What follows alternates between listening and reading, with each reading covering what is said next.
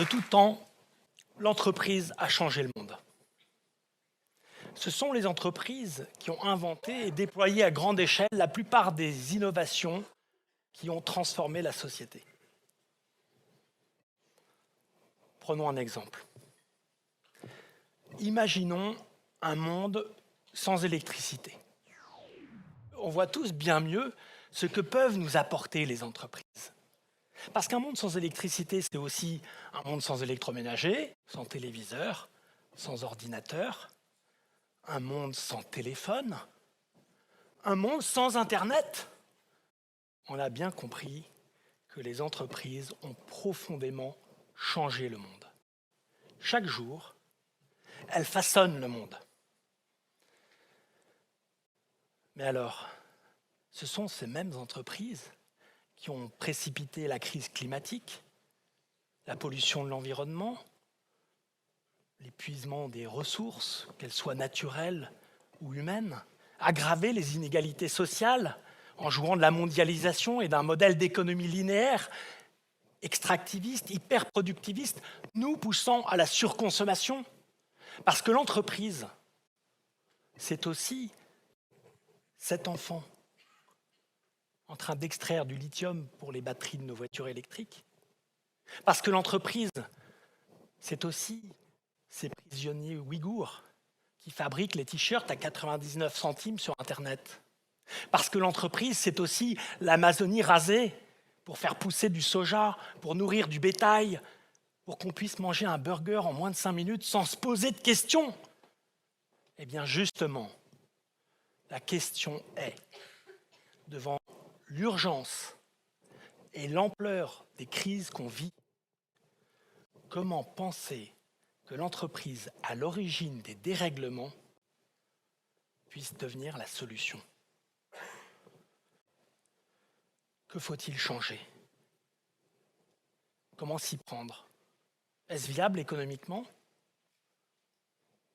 Quel rôle pouvons-nous jouer? Je suis Emre Jacquia, je suis entrepreneur depuis l'âge de 23 ans et j'ai relancé avec succès une entreprise en faillite, une grande marque qui fait partie du patrimoine des Français, en misant sur un modèle d'impact positif. J'ai participé au développement de l'entreprise à mission en cofondant la communauté des entreprises à mission. Je fais partie de cette première génération qui a pris conscience du lien entre le dérèglement du climat, l'effondrement de la biodiversité et nos modes de vie, c'est-à-dire nos modes de déplacement, consommation, de production, au fond, notre façon de faire entreprise. Et nous sommes aussi la dernière génération à pouvoir agir avant que tout nous échappe. Mais nous seuls, citoyens, nous ne pouvons pas tout. Si d'un coup de baguette magique, je vous transforme tous en super Greta Thunberg et qu'on arrête tous de manger de la viande, qu'on ne prend plus la voiture pour les trajets de moins de 3 km et qu'on ne prend plus jamais l'avion, on n'aura fait qu'un quart du chemin pour nous limiter dans la trajectoire des 2 degrés de l'accord de Paris. Les citoyens seuls ne peuvent pas tout. Les États, même ensemble, ne peuvent pas tout. Aujourd'hui, plus que jamais, l'entreprise est le plus puissant levier de transformation de la société. Je démarre mon entreprise en 1995, je commence par vendre des matelas par Internet. Elle se développe bien et elle prend un tournant particulier en 2008 quand on quitte Paris pour aller nous installer à Niort, dans l'aventure de relancer une ancienne coopérative en faillite. On ne le dit pas assez, mais dans une aventure entrepreneuriale, il n'y a pas de succès sans le soutien total et la confiance absolue du conjoint. J'en profite, elle est là aujourd'hui. Merci Armelle.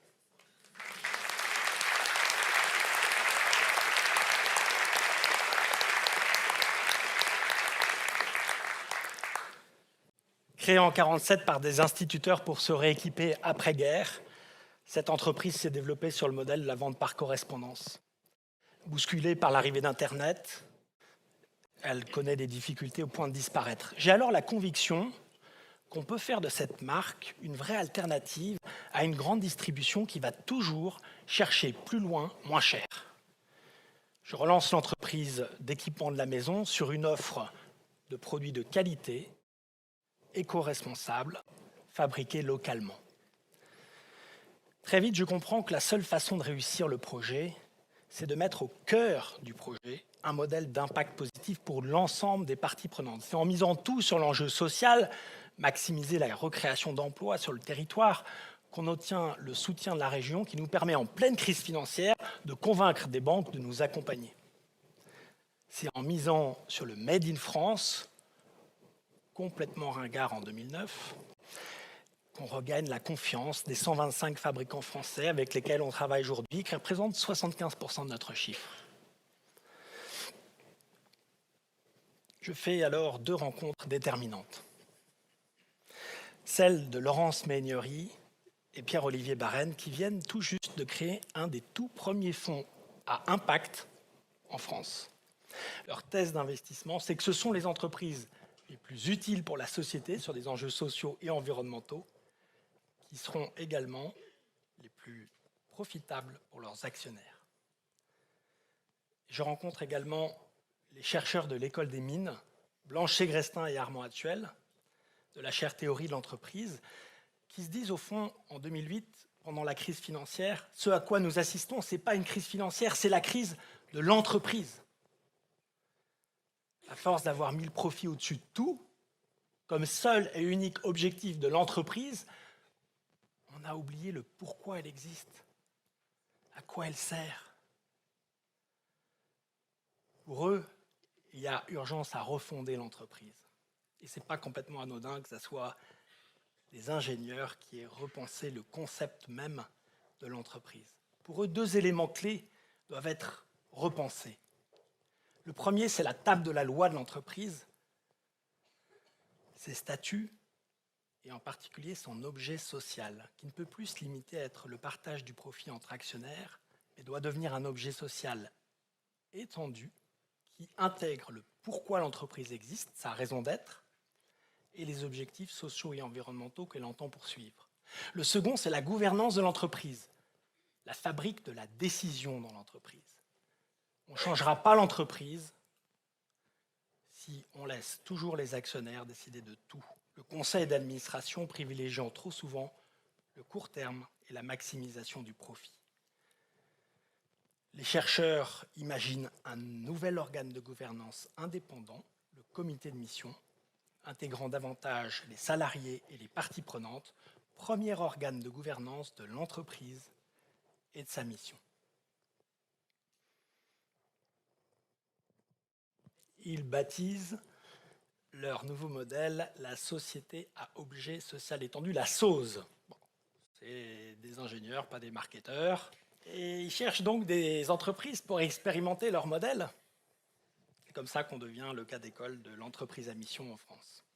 On se met alors en chemin pour répondre à cette question essentielle, existentielle. Pourquoi ? Pourquoi on existe ? Pourquoi notre entreprise existe ? On met 2 ans et demi pour formuler les 2 phrases constitutives de notre raison d'être. Non pas que nous ne soyons pas très efficaces,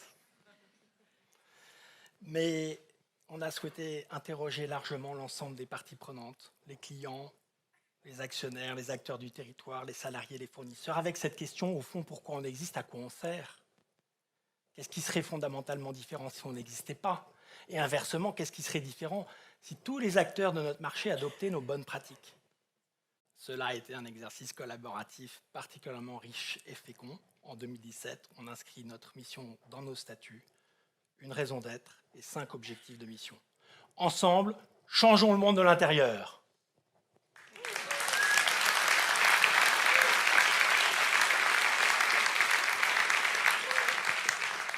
Et c'est le début d'une transformation en profondeur de notre modèle et du déploiement de l'entreprise à mission en France. Très vite, on met les pieds dans le plat de l'injonction apparemment contradictoire entre la poursuite d'enjeux économiques, financiers et d'enjeux sociaux, sociétaux. J'annonce à mes actionnaires qu'on va fermer notre site internet pour boycotter le Black Friday. Ah. Ils étaient moins vifs que vous, hein. Non, ils ont passé 2h30 à essayer de me convaincre qu'on n'était pas obligé d'aller jusqu'à fermer, qu'on pouvait tout simplement ne pas faire de promotion ce jour-là. On ne changera pas le monde avec de l'eau tiède, mais avec de l'eau.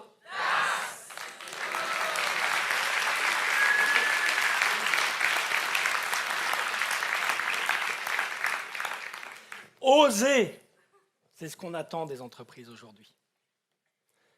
Heureusement, alors je les convainc parce que je leur dis qu'aucun média ne va parler d'un site qui ne fait pas de promotion pour le Black Friday.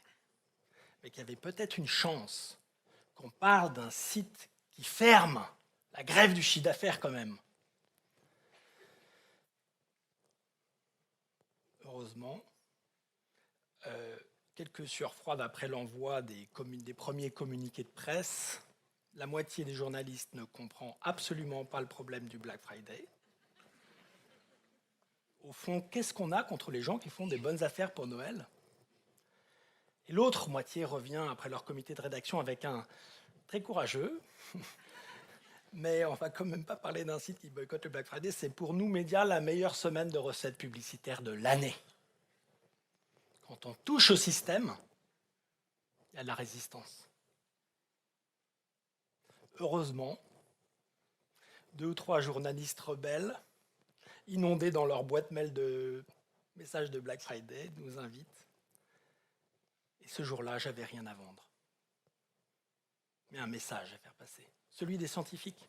Si on continue de consommer comme on consomme, c'est-à-dire sans réfléchir, on va dans le mur. Il y a urgence à rebrancher nos cerveaux, à reprendre le contrôle de notre consommation, de notre pouvoir d'achat, à se poser les bonnes questions avant d'acheter. Est-ce que j'en ai vraiment besoin? Est-ce que je n'ai pas un produit que je pourrais réparer? D'où ça vient? Comment c'est fabriqué? Dans quelles conditions sociales, environnementales? Ce renoncement n'a pas été facile. On a perdu plusieurs millions d'euros. Mais avec le temps, on a gagné l'engagement des collaborateurs et de nombreux nouveaux clients, de plus en plus nombreux, à se poser les bonnes questions, qui recherchent des marques engagées, capables surtout d'apporter la preuve de leur engagement. La mission, parfois, ça nous a conduit à faire moins, ça nous conduit aussi à faire mieux. C'est même un levier de transformation et un accélérateur de la transformation de notre business model. Quand on met dans nos statuts l'économie circulaire au cœur de nos pratiques, ça nous oblige à revoir les 20 000 références de notre catalogue et à se poser les bonnes questions. D'où ça vient, comment c'est fabriqué, comment on peut faire mieux avec moins. Et ça nous conduit à développer nos propres collections de produits en économie circulaire, comme ce matelas, le premier matelas entièrement fabriqué à partir de vieux matelas recyclés. C'est une première boucle d'économie circulaire au sein de la filière literie. Il est devenu un best-seller et pour nous, ce matelas a créé une triple valeur. Une valeur économique d'abord, parce que depuis la crise Covid et l'inflation sur les matières premières, notamment la mousse conventionnelle issue du pétrole dont le prix a flambé, ce matelas, il a préservé nos marges, parce qu'il y a toujours autant de matelas à recycler. Une valeur sociale, quand on crée un emploi à Niort, c'est 10 emplois en France qu'on soutient directement. Et une valeur environnementale, on divise par 2 les émissions de CO2 sur nos produits par rapport aux produits non éco-conçus et fabriqués à l'autre bout de la planète. Voilà qu'on tient la possible réconciliation entre l'économie et les enjeux sociaux et environnementaux. L'entreprise à mission est un puissant levier d'engagement, d'innovation et de performance globale. C'est ce qui me conduit, en 2018, à cofonder la communauté des entreprises à mission, une association d'intérêt général pour offrir un cadre de partage aux dirigeants de plus en plus nombreux qui cherchent à s'engager. Ça nous conduit à faire aller la société à mission jusque dans la loi en 2019. Et aujourd'hui, plus de 2000 entreprises à mission en France, de toute taille, de toute forme juridique et de tout secteur d'activité. Aujourd'hui, j'œuvre au développement de l'entreprise à mission de la Purpose Driven Company en Europe.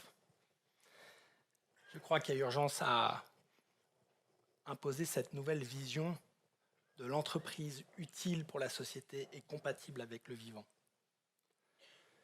Et vous alors, comment pouvez-vous changer l'entreprise pour changer le monde? On est tous acteurs. En tant que citoyens, privilégions les entreprises les plus engagées, les plus transparentes. Utilisons notre pouvoir d'achat pour faire bouger les entreprises. En tant qu'étudiant, donnez du sens à votre vie professionnelle. Soyez exigeants envers les entreprises que vous allez rejoindre. Posez-leur la question sur leurs engagements. Et si vous n'êtes pas convaincu, créez votre propre entreprise à mission. Professeurs, enseignez cette vision enthousiasmante de l'entreprise, celle qui peut changer le monde. Parce que si Milton Friedman disait que la seule responsabilité de l'entreprise, c'est de faire du profit, enseignez qu'elle ne fera plus de profit si elle ne profite pas au bien commun. Salariés, vous avez le pouvoir de changer vos entreprises de l'intérieur. Vous êtes même les mieux placés pour repenser vos pratiques, réinventer vos produits, vos services. Chaque acte compte. Et en tant que dirigeants, osons bousculer nos modèles.